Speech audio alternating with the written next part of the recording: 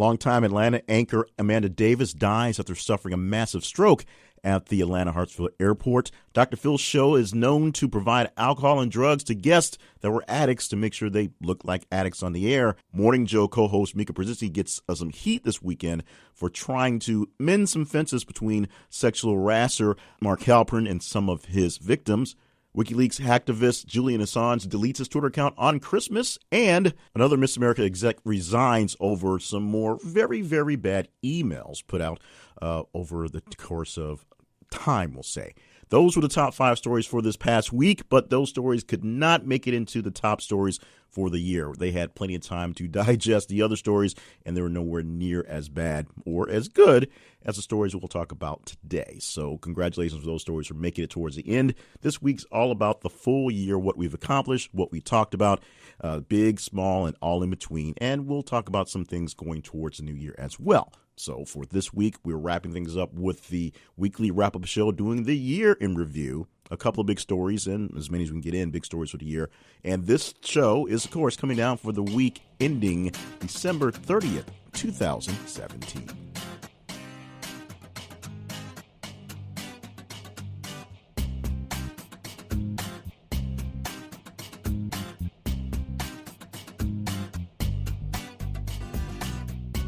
And welcome to the podcast. My name is Jay Clifton Payne. If you've not heard this podcast before, it's going to sound different because you've never heard it before. But if you've heard it a couple times before, it's a very different format for what we have going on. Still going to do our 3 segments. We're going to have a very different focus. Normally, we do the week review from what people have responded to via our social media. That is th_conversation on Twitter, and This Is a Conversation on Facebook. And, of course, our main website, thisisaconversation.com. This week, we've took the list of everything since we started this thing back in March and smashed together and just kind of compiled the raw number data. And we're going to go through as many headlines as we can. We won't even have big stories on it unless basically going from recall. So we're going to go through as many headlines as we can for the year in review, which is why we gave you in our normal spoiler tease stories that don't quite make it into the top 10. We gave you the top 5 stories for this week. We'll probably discuss those a little bit deeper inside the show, but this thing is all about lots and lots of stories. So you'll hear lots and lots of headlines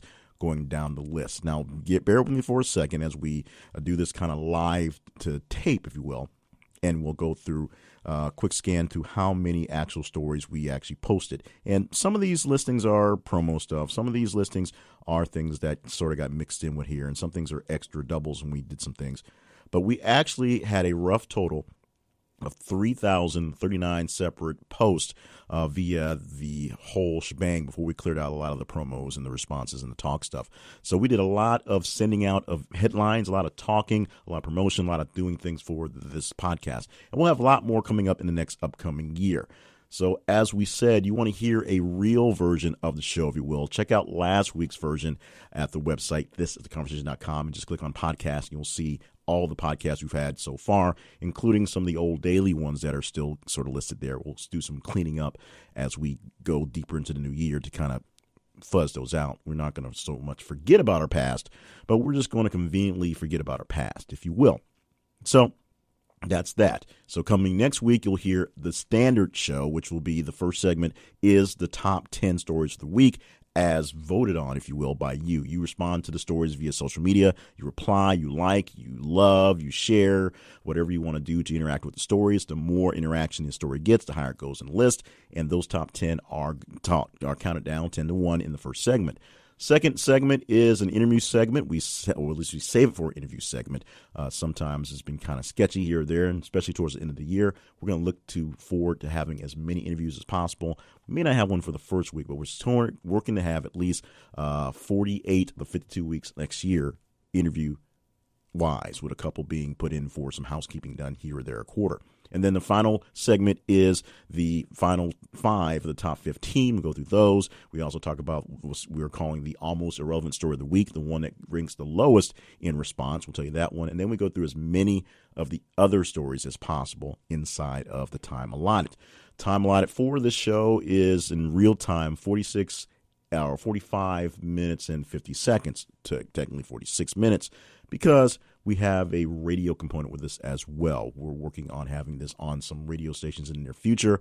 You won't know the difference if you're listening via podcast, but the radio stations need time for commercials, time for things. And the reason why it's 10 seconds shy of 46 minutes is they need 10 seconds for a legal ID, and we offer it up to them because that's how it works. In the meantime, it's the same format, the same stuff. It's just we go through the stories that are listed not so much randomly, but the the purpose behind this is the conversation and the way we've turned this website into what it is the breaking news that gets broken all day long and stays breaking but stays on the same story. And what you do if you watch a lot of television news or just keep up with news online, what you see is a story comes out that's kind of important early in the day. And even though you have different segments of TV time at different hosts and different stations, they all cover the same main stories, which is sort of okay because it's a big story, but they spend most of the time with the big stories and not a lot of time doing the smaller stories, the regional stories, sometimes the even funny stories that they used to do back in the day before the eyeballs had to be kept on the station all day long. Back when there were fewer news outlets, fewer ways to get your news outlet had to give you everything. So they had to spend a lot of time getting you some of the smaller things, the curious things, the interesting things, so that you had the full picture, as opposed to just giving you the big meat and hoping you go find your potatoes and other vegetables and dessert someplace else. Now, news is basically giving you all the big stuff. It has to keep you on there all day long. So it sticks with the top hits, if you will, all day.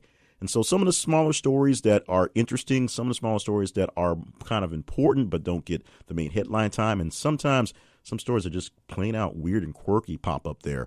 And we post links to those stories, headlines all day long. And since we're on social media all day, throughout the day, you check in with us, you see if a story is interesting. And if it is, you just read it, look at it, respond to it, like it, love it, share it, do whatever you want to do to react to it on whatever social media you want to. It's really hard to do it on Instagram, but since we're just sending links, but so far it's working well for Twitter and Facebook. And at the end of the week, we compile everything into a big spreadsheet, make sure all the numbers slide in, add them up, and then we give you the stats as they are. Now we will start giving you the stats as they are for the year. Now these are they're in a particular order. We basically took all the responses, all the tweets, all the posts, and put them in the big spreadsheet. And instead of going through and editing out which ones were the super ones, which ones were basically similar and the same, especially since they overlapped many weeks in some cases, we're just going down a list from the very, very biggest to the very, very smallest as quickly as we can, skipping through some that don't look as interesting as others and some that are basically maybe promotional messages, obviously, that are in there. So the order they're coming down in are from most popular to least popular, if you will, but we will skip through some of them and we'll look past other ones because some of the topics were bigger than others. And the way our timing works a lot of times comes down to when it happens. So if it's breaking news, it's really big news, and we pop it down right at the beginning of the day, and it spends all day as a big topic, you'll gain a lot of time over a day or two. If it's something that we may post in the middle of the night that just seems to be something oddly enough, we posted a lot of stories this year about porn stars that died, and we posted most of them after 10, 11 o'clock my time, Central Time. And every single dead porn star story we had made it fairly high into the top 10 list for the week. Probably because it's a dead porn star. But there were some very big stories behind those deaths. But I think it was the appeal of seeing a dead porn star in your Twitter feed or your Facebook feed that kind of brought in the attention. So with that said, let's go ahead and go through some of the top stories from the very, very tippy top. We're not going to give you any response percentages or anything like that because that'll just way too much work. We're just going to basically go through a headline and we'll give you a date when we had it posted, and then we will keep on from there. If I feel the need, if the Lord leads me to commentary, we'll have some commentary, but for the most part, it's just going to be the headline and continue on, and you can figure out where you were when it happened throughout the year. Headline number one, I guess we'll call it headline number one, goes out to another shooting, specifically a second shooting within 2 weeks at the campus of Virginia State University. Now, I believe this shooting was a late-night shooting. It was a non-fatal, non-issue. But the week before, there was a shooting that involved someone actually being killed at that university, and maybe have the two mixed up. One was just basically a crazy frat party-ish thing where somebody shot themselves by accident. One was someone actually shooting on the campus. A big issue for the year. That one coming down on October the 20th of this year. This next story coming from August the 2nd. It is one dead, one missing after explosion and partial building collapse at Minneapolis school. Sorry about that. Misread that one. But a school had an explosion and partially collapsed a part of the building, and that was a very tragic story we dealt with there. The next one, the highest ranking of the hurricane ones. Oddly enough, not the hurricanes that hit here in the States, but this is Hurricane Ophelia, which headed towards Ireland and Scotland, did a couple days over the UK, causing some havoc. Obviously, here in the States, we had a lot of dealing with hurricanes and a lot of dealing with the three trifecta we had in the Gulf this year. But there was other places where that deal with serious storms. They call hurricanes different things in different places. This one, we found out that you call a hurricane in Europe a hurricane, and of course sent a lot of thoughts and prayers out there. And that's, of course, one of the things that let us know that we have a very, very varied audience, very international audience. There's a lot of people responding to that one there. This one we posted on October the 15th. On July the 5th, we have the story about Rob Kardashian, not Kim, Rob Kardashian getting his Instagram cut off after he posted some very not so nice post about his girl, Blac Chyna, who may or may not still be his girl. Basically, after Blac Chyna posted some not so nice things about Rob Kardashian on the Instagram and all over social media. I believe he went straight to Twitter because Instagram cut him off. But it was an amazing thing watching the back and forth between Blac Chyna and Rob Kardashian. Blac Chyna, as many people said, you know what you sign up for when you're dating someone like that. And Rob sort of was asking for it, and Rob not so happy, but asking for what he got. Said some not so nice things against his girlfriend on the Instagram. On June the 27th, we have a posting that was on U.S. Army base Redstone Arsenal that went into lockdown over fears of an active shooter in the area. On March the 7th, I had to get my numbers right. March the 7th, we went to a post from HUD Secretary Ben Carson, or actually on Ben Carson, which has him referring to slaves as quote-unquote immigrants in a speech, because many descendants of slaves didn't quite think of themselves as immigrants when, you're sort of thrown on a ship, chain bound and carried across the river, the really very, very big river, against your will. And being that Ben Carson is our African-American, one would think he would not have said that, but yes, he said that.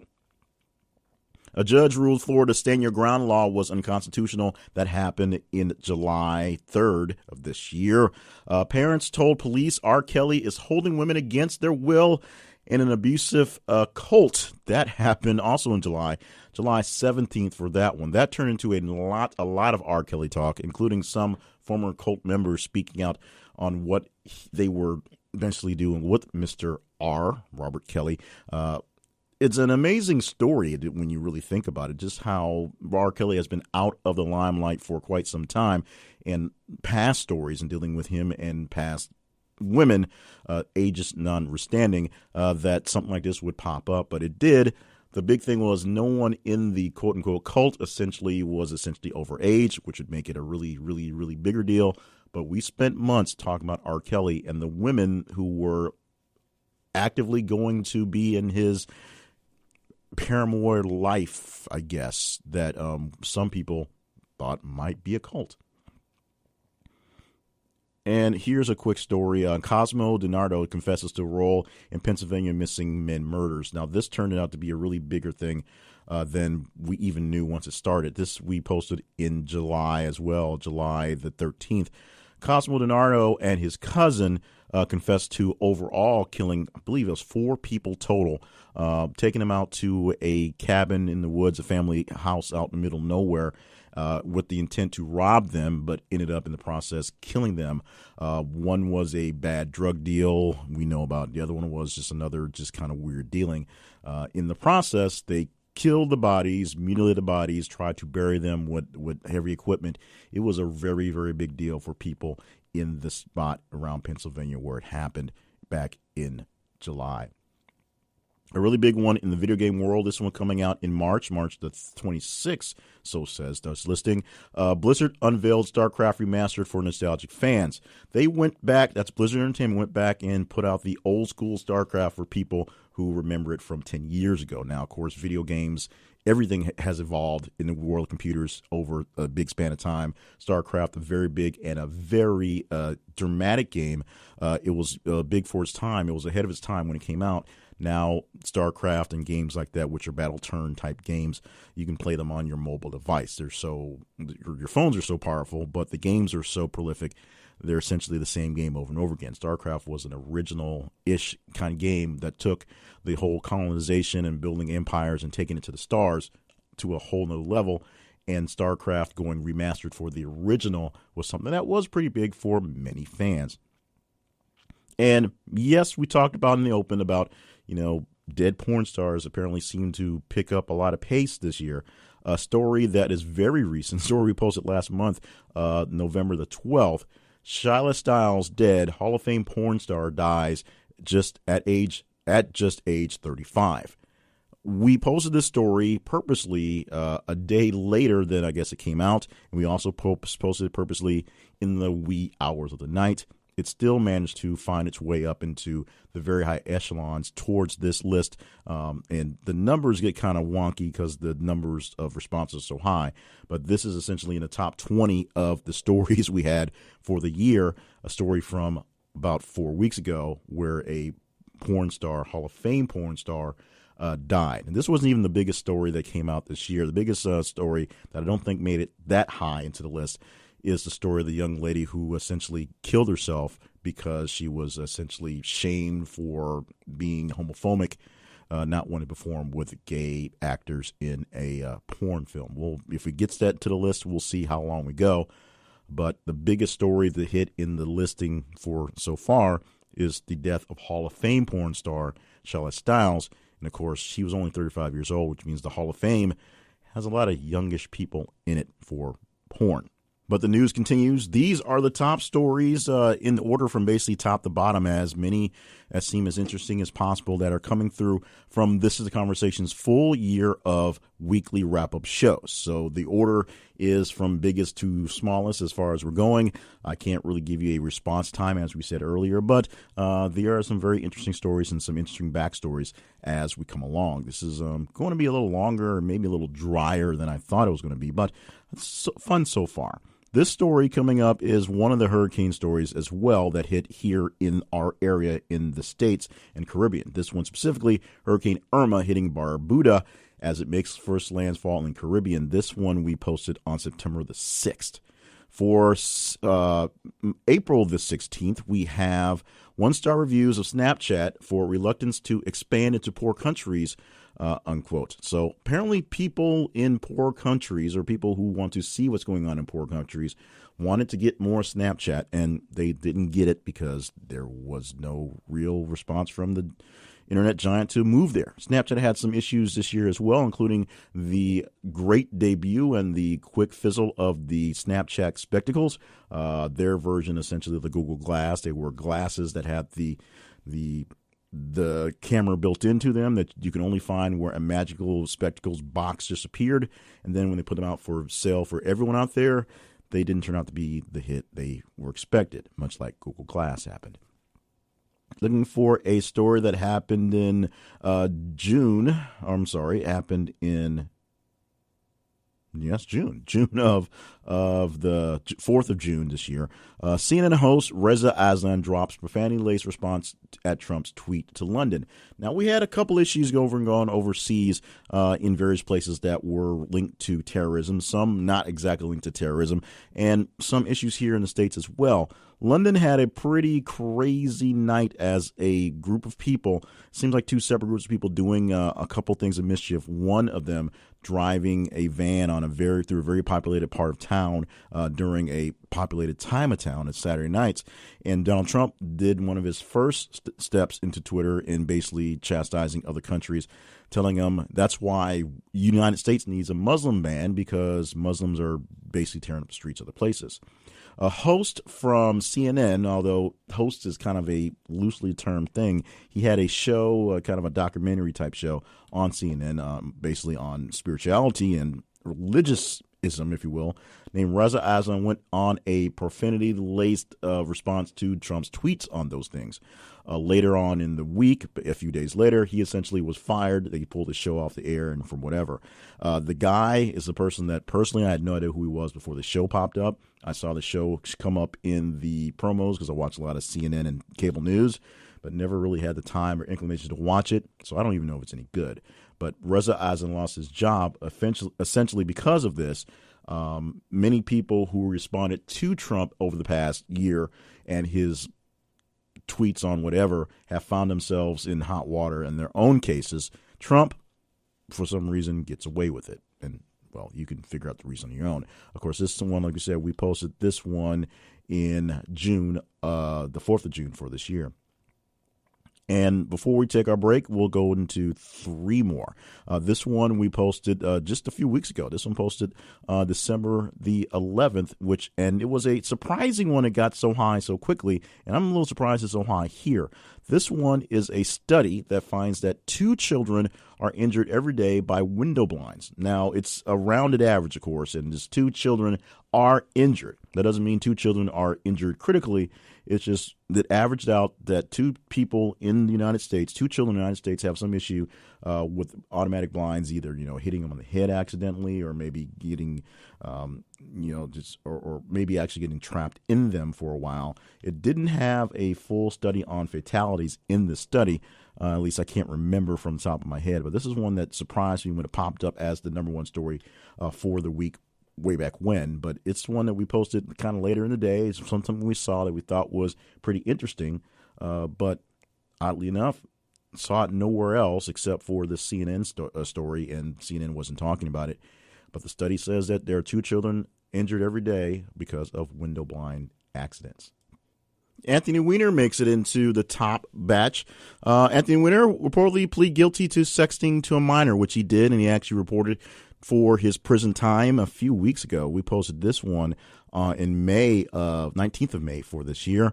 What happened? Anthony Weiner got caught sexting a minor, sending weird texts to someone who was underage, and got popped for it. In fact, one of the weirder thing about this that happened was this whole thing that happened back last year while the election was going on, when things popped up, actually was able to pull back into the spotlight the whole email scandal, because some of the texts and some of the emails and some of the conversations were found on a laptop owned by his wife, who, of course, is a longtime staffer worker for Hillary Clinton, something that kept the Emailgate thing alive much, much longer than it needed to be, even though it's still alive, and I don't think anything is going to kill it. Okay, let's get 2 more in. And this one is President Trump sending personal attack tweets and insults at MSNBC Morning Joe host. That is Mika Brzezinski and Joe Scarborough, who I guess Mika will be Mika Brzezinski Scarborough, possibly because of their engagement. Now, this is a whole other thing on people firing back at Trump sending out tweets. A year before this happened, oh, by the way, this was tweeted on June the 29th. A year before this happened, essentially in the election, Morning Joe and Joe Scarborough and Mika Brzezinski were very amenable to having President Trump on the show while he was campaigning for quite some time, until it became very apparent that the president was just kind of just BSing them and not really staying consistent on things. And then they started calling him on stuff pretty soon after he was made president. This, of course, 6 months after the turn of the year and 6 months ish into his presidency, Trump fired back at Mika and Joe for firing back at Trump for not basically sticking to, sanity, by putting out a couple of weird sort of tweets about the fact that they wanted to hang out with him at Mar-a-Lago. They were at the Mar-a-Lago resort for New Year's after we all found out they were engaged, of course. They wanted to hang out with Trump for that. He wouldn't let them because poor ratings or something. And Mika was still bleeding from a bad batch of plastic surgery or something like that, which turned into a whole other thing for the president, being meeting people, being a bully, talking bad about women, blah, blah, blah, blah, blah, blah. As we said before with Trump and tweets, nobody seems to care. Nobody that really matters seems to care enough to make him stop doing it, so he gets away with it. And that one was there. You can have all you want to say about Joe and Mika on their own, about their show, about their politics, about their push. But some of the things that Trump says in general are kind of out there, and this batches of tweets really had no sense of meaning whatsoever. And another story popped out, this one coming out in August 29th of this year. Several people are injured and a suspect in custody after shooting at a library in Clovis, New Mexico. We're going to wrap on that one and get to another big batch of stories in just a bit. This is, of course, the weekly wrap-up show from This Is a Conversation. This is the year in review. We'll see if we can tweak this for next year's year in review, but going through the stories from the top to as far down as we can, some of the biggest stories we had because of you, stories based on your reaction throughout the year, and more on these stories in just a bit.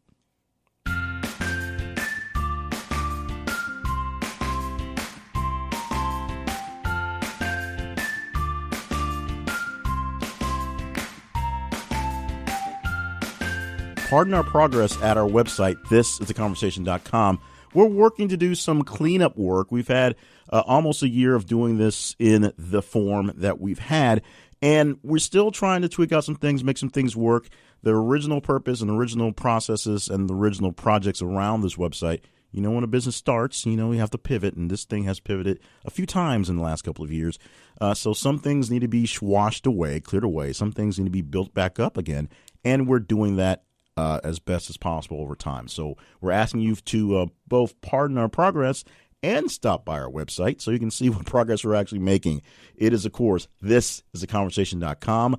Thisistheconversation.com, where all the stories, links to all the stories and the headlines as they appear in your social media are there as well. You also find links to find out how you can subscribe to this podcast or other things. So we have a big list of how to find us and various things. And, of course, links directly to the Twitter feed and Facebook.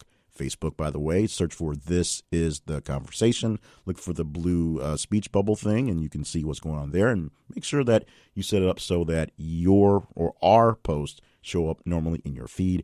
And on Twitter, we are just th_conversation.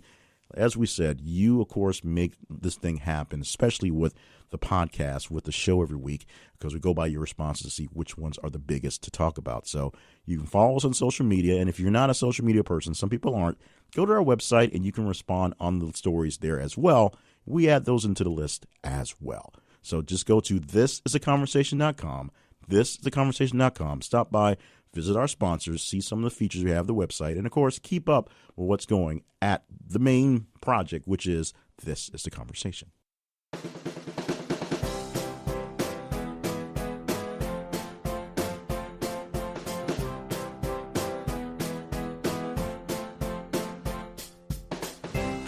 If you're a fan of Rambling Podcast, this one has been one today as we are going through the stories for the week. We basically have a placeholder. We could have did another weekly wrap-up for the real week and just kind of rolled out with it, but it was the holiday set up. We're basically right at New Year's Day.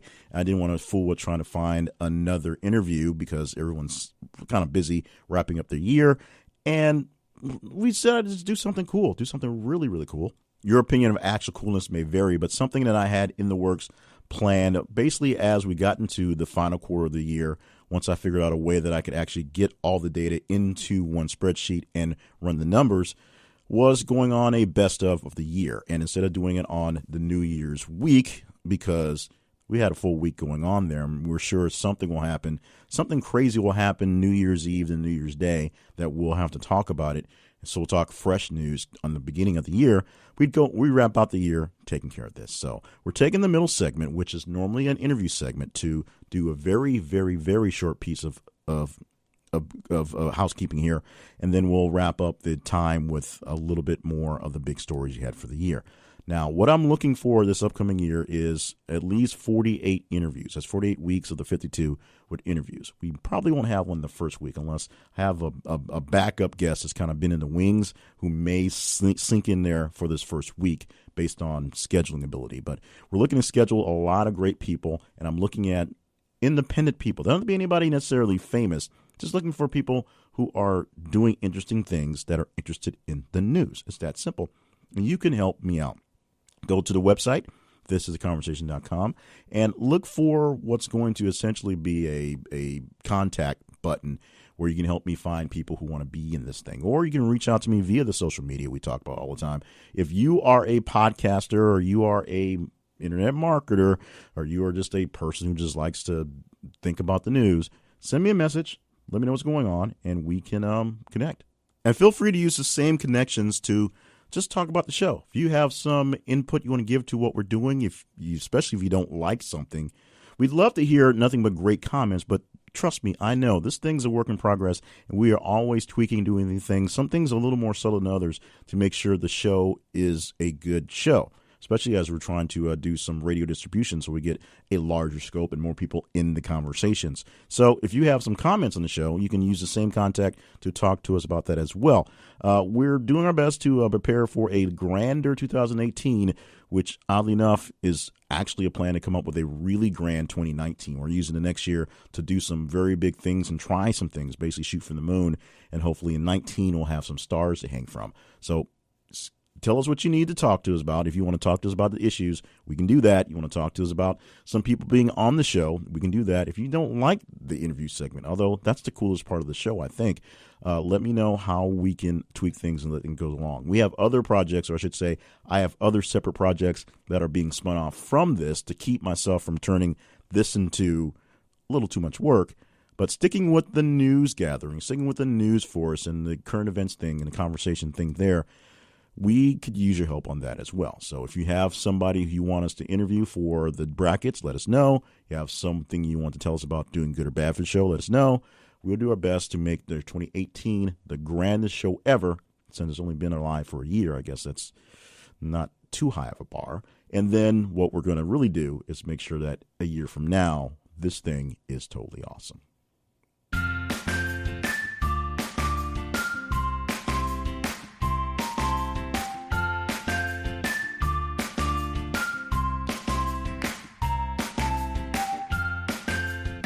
If you follow any of my personal development speakings or talkings or writings or stuff, you know that I am not a resolutions guy. I'm all about goals, all about setting plans of action and trying to set accountable timelines to get there and set up accountability partners as well.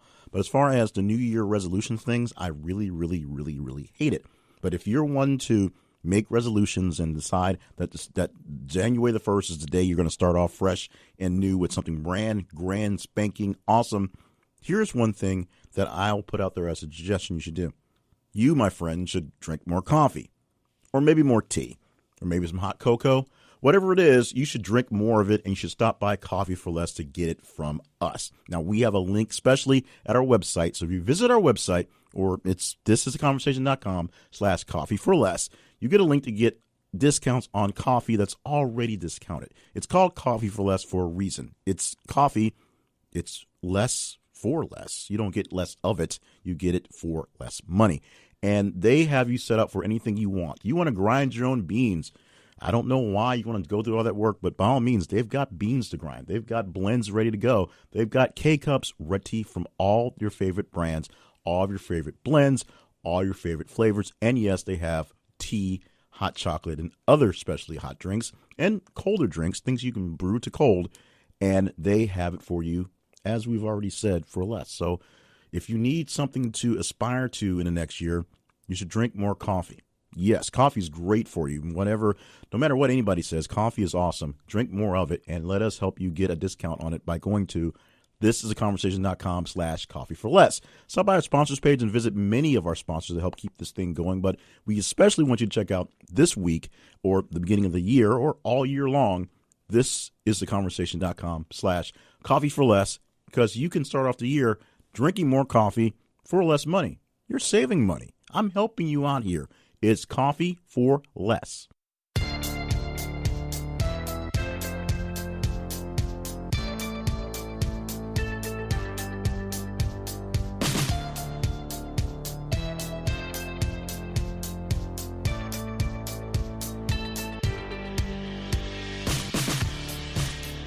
In the 10 minutes we have allotted left, we will go through as many more of the bigger stories that we had for the year. Thank you so much for joining us for the podcast. My name, of course, Jay Cleveland Payne, the host of this podcast, the weekly wrap-up show. And we also do all sorts of things on social media all week long at thisisaconversation.com. And the social media sites are actually on Twitter, th_conversation, and on Facebook, look for This Is a Conversation. Now, what are you looking for specifically? Well, you're looking for great conversations throughout the week. We are posting listings of various articles, various things that sort of get missed out in the kind of the wash of the day, because sometimes breaking news stays breaking all day long and doesn't get very, very good, very comprehensive, very new. So we post stories all day long on our social media, and you react to them. The more reactions you get, higher to go up. And these are the ones that have the biggest rankings for the year. Now, we've gone through essentially 20-ish stories for so far. So these are not necessarily the next down the line. They're going from large to small, but not necessarily in order. Some of them we're skipping because some are a bit more salacious than others. So that's how it goes. So in the 10 minutes we have left, we'll go through as many that we can here to get out of the year. We'll be back to a normal schedule coming up in essentially a week, as far as you can tell. Now, story next is Glee star Naya Rivera, which, of course, Glee's been off the air for many years at this point, got arrested, actually locked up for domestic battery against her husband, Ryan Dorsey. There have been a lot of things going on this year about sexual harassment, a lot of things going on in this venue. This is a story that didn't get overlooked, but sort of got overshadowed after the Harvey Weinstein thing really blew up. Well, actually, I say it shouldn't. This happened actually after Harvey Weinstein started. We posted this on November 26th.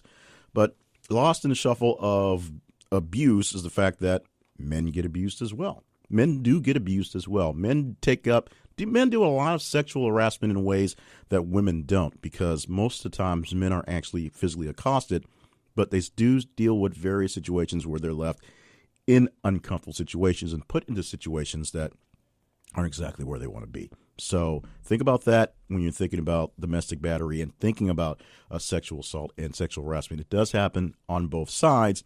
It's more prevalent for a male accosting a female, probably, but don't think that men are immune to any sort of accostation over these things. Now, this is one of the cooler stories of the year. This is a story about Tupac writing in some journals and giving some interviews somewhere talking about his relationship with Madonna. Now, let that wash over you for a second. Tupac was dating Madonna, and he broke up with her because she was white. Bam.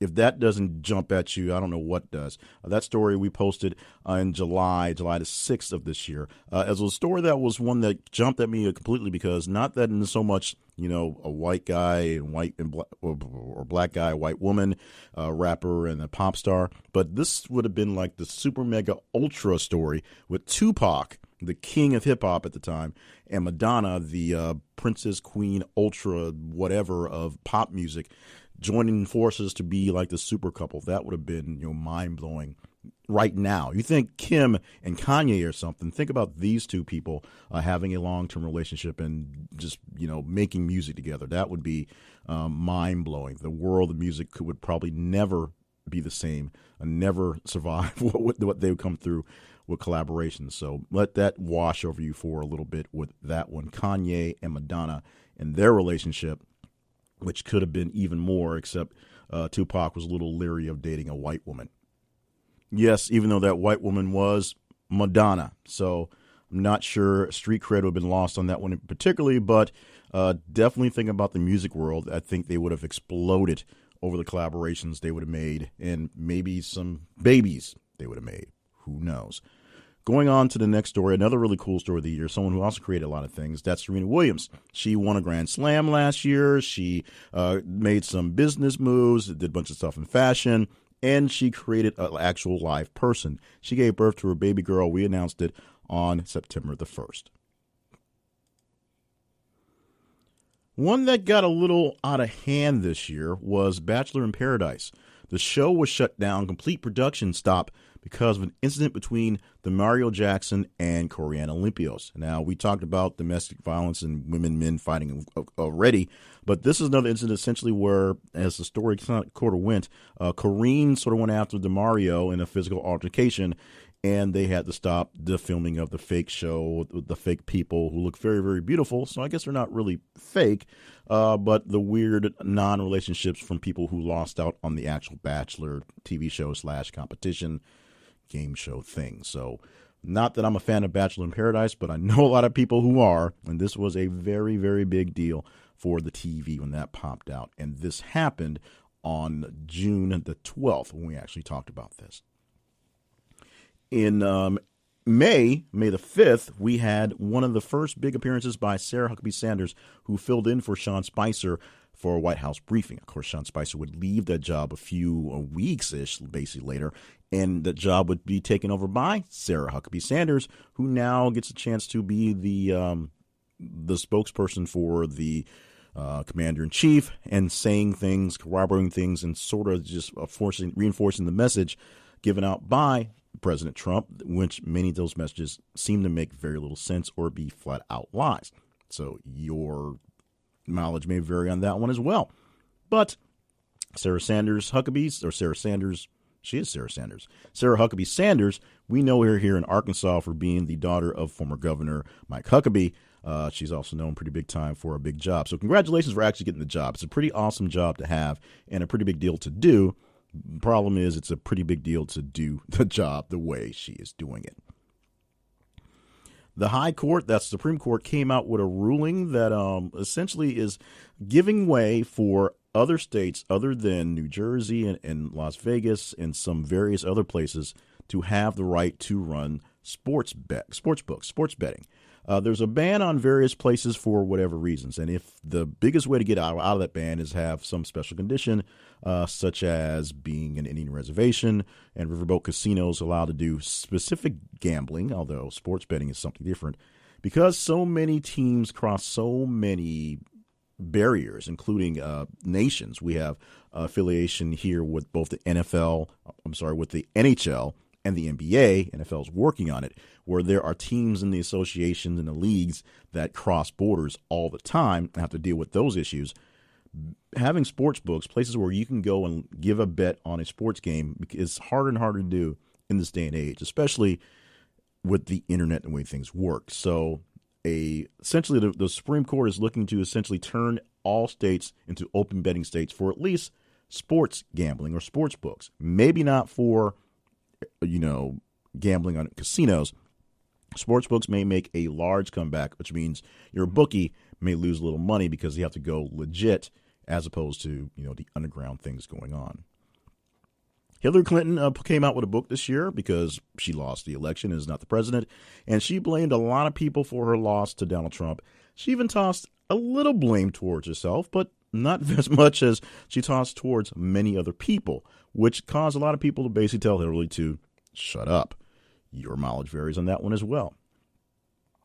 A very, very disturbing incident happening in Sutherland Springs, Texas, where a man disgruntled with his wife went to that church, a very small church in a very small town, and shot it up. It's a church that his mother-in-law attended. His brother-in-law was not in church that day, but many people died in that incident, just seemingly random on a Sunday, where a man who was discharged from the military, although did not have the right markings on his report to keep him from buying guns. He was discharged from the military, had issues with domestic violence while he was in the military. Did not get a dishonorable discharge, but got a discharge that was somewhere in between honorable and dishonorable. It was enough to essentially flag him for many sorts of things. He spent some time in some mental institutions somewhere along the way as well, but is still able to buy high-powered rifles and just do this thing. A very sad thing for Texas, sad thing for the nation when this thing went down. Rachel Dolezal, of course, you may remember her as the white person who claimed to be black, even though her white parents had proof that she was actually white. She came out with a memoir this year with her journey from being a rural white girl to a woke soul sister, because that's how she feels. She, of course, darkened her skin and took on a more ethnic hairstyle. Can I say ethnic hairstyle? To appear like she was black. She was the head of the NAACP. She did a bunch of stuff for the black cause, and no one actually questioned the fact whether she was white or not until she became in the public eye, and someone noticed that, hey, that's Rachel from high school, and why does she think she's black? Weirdness. But she wrote a book this year. She also came out with a pinup calendar because she's probably broke. You can check it out for yourself if that's what you're up to do. If not, you'll probably skip it as well. And we're running out of time, so we're going to end this on Bitcoin. Bitcoin blew up this year, up 10,000 a bazillion % in its worth. So anybody who bought Bitcoin or got Bitcoin or started mining it, 5-10 years ago when it was created is doing well. Except now the bubble seems to be backing down slightly, as these things do. So Bitcoin was up. It's extremely up about 2 weeks ago. Now it's starting to slide back down. Thank you so much for being a part of our conversations all week, all year long. Follow us on Twitter, Facebook, and our website, thisistheconversation.com, to stay in the know. We'll be back next week with a regular show and, of course, back with more conversations every single day on the web.